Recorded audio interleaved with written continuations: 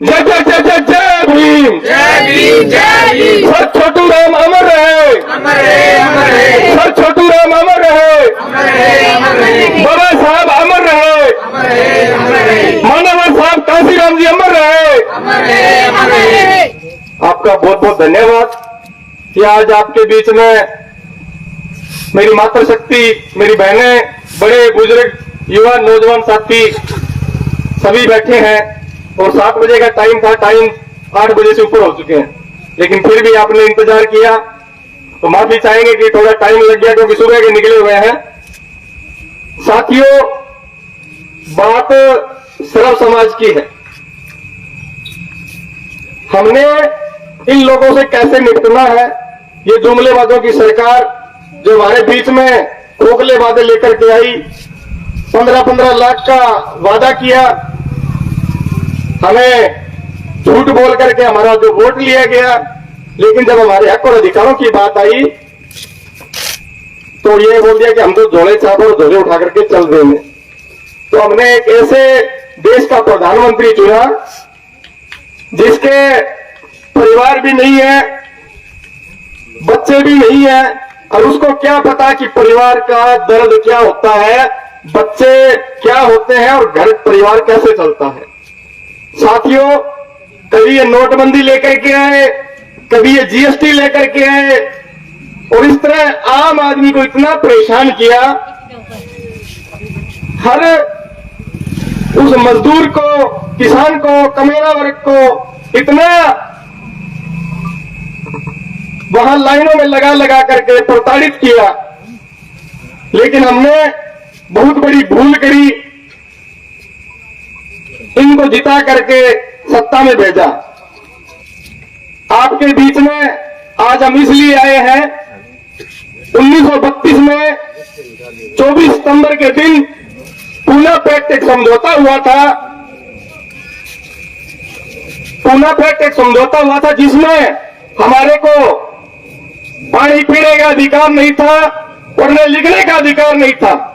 और मैं बता देना चाहता हूं कि जाट से लेके बाढ़ तक 6,743 जातियां हैं जो कि हम इस देश के असली मूल निवासी हैं।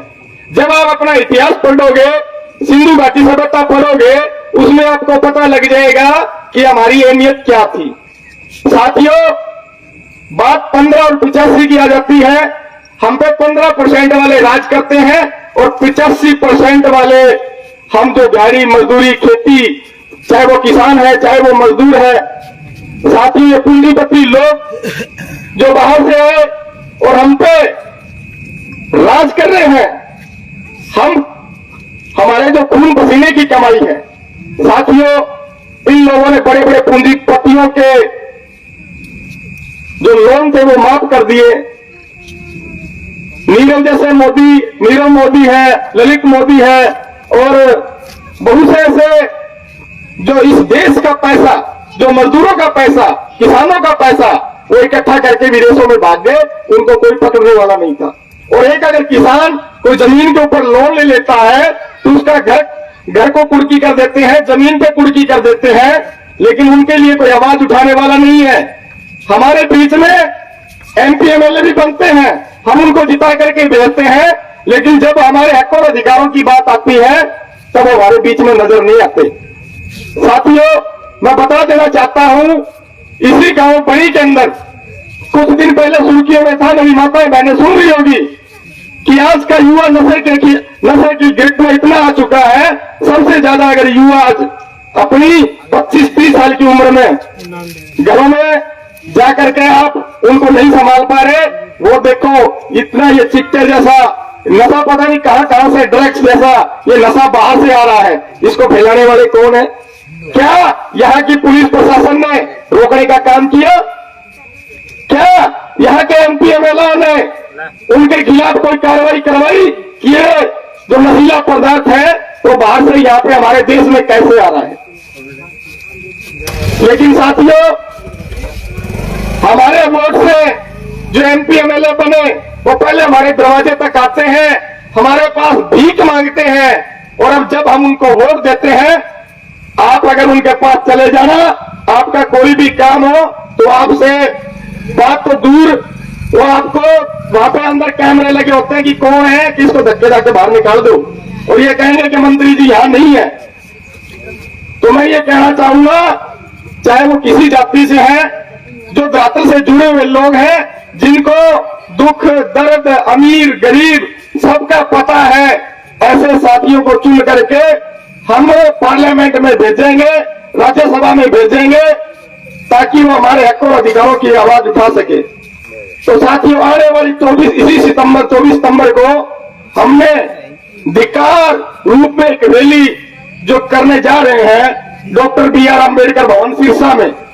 साथियों, ये सर्व समाज की बात है कि जब बहुजन की बात आ जाती है तो बहुजन में ये लगता है कि खाली ऐसी समाज की बात है। बहुजन मतलब 6,743 जातियां, जाट से लेके बाट तक 6,743 जातियां, जो कि इस देश का बहुजन है।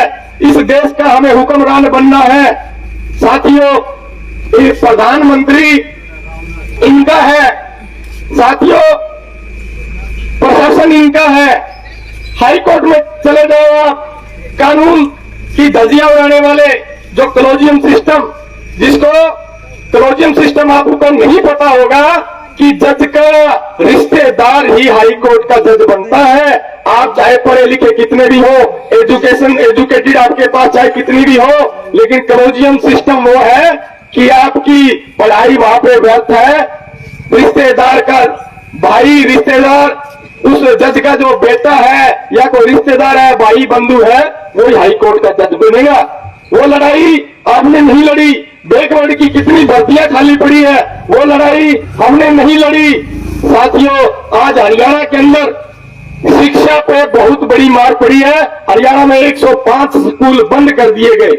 वो एक छोटी सी डोज देकर के आपको देख रहे हैं कि ये लोग चिल्लाते हैं कि नहीं चिल्लाते, और हमने चुप्पी साध ली। हमारे थोड़ी सी डोज लगा करके देखी है, एक दवाई पिला करके देखी है कि ये लोग बोलते हैं कि नहीं बोलते, लेकिन हमने आवाज नहीं उठाई।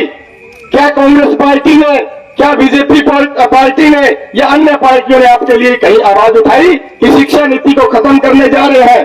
सरकारी संपत्ति पूरे इस भारत देश की है और हम इस देश के मूल निवासी हैं, हम इस देश के भारतीय हैं। हमारे खून पसीने की कमाई से जो सरकारी संपत्ति बनी है उसमें हमारा हक और अधिकार है। लेकिन ये धीरे धीरे करके एयरपोर्ट को निजीकरण कर दिया, लाल किले को सरकारी संपत्ति थी उसको प्राइवेट कर दिया, दूसरे हाथों में सौंप दिया।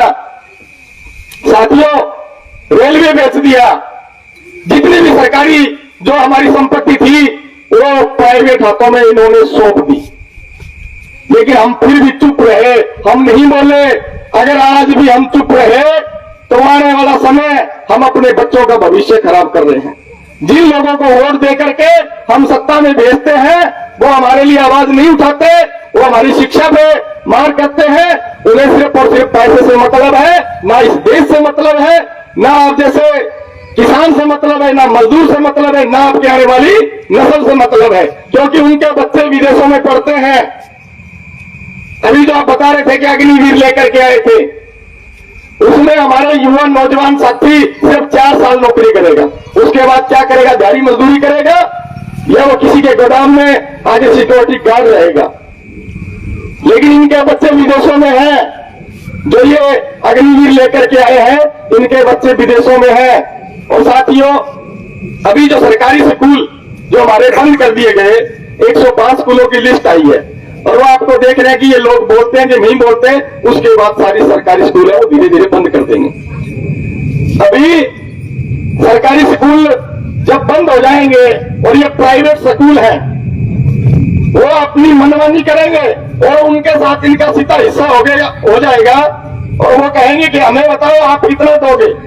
हमारे बच्चे की फीस जब 2 लाख 3 लाख रुपए साल की हो जाएगी, जो दिहाड़ी मजदूरी करने वाले लोग हैं, चाहे मेरा किसान भाई भी है चाहे मजदूर भाई भी है, वो शाम को 1000 या 500 रुपए घर चलाने के लिए जो कमा करके लेके आता है वो बच्चों की पढ़ाई कहां से करेगा? अगर आज हमने आवाज नहीं उठाई तो आने वाला समय बहुत बुरा है। इसलिए मैं सभी मेरी माताएं बहनों से भी अपील करना चाहूंगा कि इन जुमलेबाजों लोगों से हमें सावधान रहना होगा। अगर किसानों ने मिलकर के फसल की लड़ाई लड़ी, जमीन की लड़ाई लड़ी, और हमें मिलकर के आने वाले बच्चों की लड़ाई लड़नी होगी, बच्चों का भविष्य खराब ना हो, और जो हक और अधिकार हमें संविधान की बदौलत से मिले।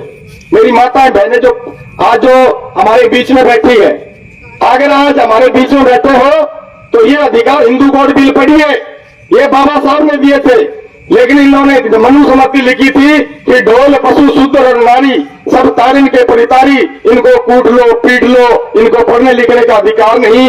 इनको, जो मेरी महिलाएं, जो मेरी माता बैठी है, जो बहनें बैठी है, आपको पढ़ने लिखने का अधिकार नहीं था, आपको स्कूल में जाने का अधिकार नहीं था, आपको गाड़ी चलाने का अधिकार नहीं था, आपको बिजनेस करने का अधिकार नहीं था, आपको चूल्हे चौकी तक सीमित कर दिया गया था। तो इन्होंने लिखा कि ढोल पशु शूद्र और नारी सब तारिन के परितारी, ढोल को भी कूट लो, और शूद्र मतलब जाट से लेके बाढ़ तक इन लोगों को पढ़ाओ मत। ये लोग खेती बाड़ी का काम करेंगे, हमारे लिए मजदूरी का काम करेंगे। ये धर्म व्यवस्था किसने बनाई? हमने तो नहीं बनाई। जब से ये सरकार आई है, आपने देखा होगा कभी धर्म के नाम पे, मजहब के नाम पे, जातियों के नाम पे कितने दंगे फसाद होते हैं। कभी इन्होंने शिक्षा की बात नहीं करी, कभी इन्होंने रोजगार की बात नहीं करी। आपके लिए कितने हॉस्पिटल खुलाए, कितनी यूनिवर्सिटियां खुलाई, लेकिन आपके मुंह में जबान नहीं है। उनसे पूछिए, हमने जितने एमपी एमएलए बनाए हैं कि आपने हमारे लिए क्या किया, आपने कितनी यूनिवर्सिटियां बनाई, कितने महापुरुषों के नाम। हमें जो भी धर्म स्थल बने हुए हैं वो हमारे लिए रोजी रोटी नहीं है, वो वहां पे जो काम धंधा कर रहे हैं उनकी रोजी रोटी है। हमारे लिए एजुकेटेड, और जो बच्चे पढ़ेंगे, सुबह 2 घंटी बजती है, एक स्कूल की घंटी बजती है और एक मंदिर की घंटी बजती है। अगर मंदिर वाली घंटी पे हमारे बच्चों को फोकस कर देंगे और स्कूल वाली घंटी पे ध्यान नहीं देंगे तो हमारे बच्चे अफसर लग जाएंगे क्या? आईजी डीआईजी लग जाएंगे क्या? नहीं लगेंगे। इसलिए बाबा साहब ने कहा था, शिक्षा वो शेरनी का दूध है, जो पिएगा वो दौड़ेगा। आप दिहाड़ी मजदूरी कर रहे हो, अगर आप अपने बच्चों को नहीं पढ़ाओगे तो वो बच्चे दिहाड़ी मजदूरी करेंगे। इसलिए रास्ता चेंज कीजिए, और शिक्षित जिस दिन आप होगे, जिस दिन आप कलम आपके हाथ में होगी, आप जिस दिन एक जिले के कलेक्टर बन गए, तो आपके कदमों में चाहे वो लक्ष्मी है, चाहे जो भी है, वो आपके कदमों में होगी। कलम की ताकत को समझिए, विज्ञान को समझिए, साइंस को समझिए। जब कोरोना काल आया था, कोरोना के अंदर सबने हाथ खड़े कर दिए थे, लास्ट में डॉक्टर काम आया।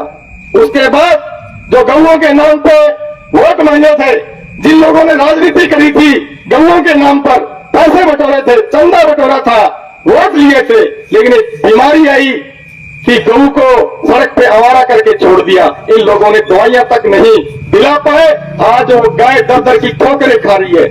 इन लोगों ने उस गाय के नाम पर भी राजनीति करी, लेकिन वो अनमोल जानवर जो बोल के नहीं बोल सकता, बोल के नहीं बता सकता कि मेरे ये दिक्कत है, इन लोगों ने उस पर भी राजनीति करी। और आज जब उसमें विपदा की घड़ी पड़ी तो किसी भी एमपी एमएलए ने बताया कि गऊओं के लिए फलानी डोज लेकर के आए।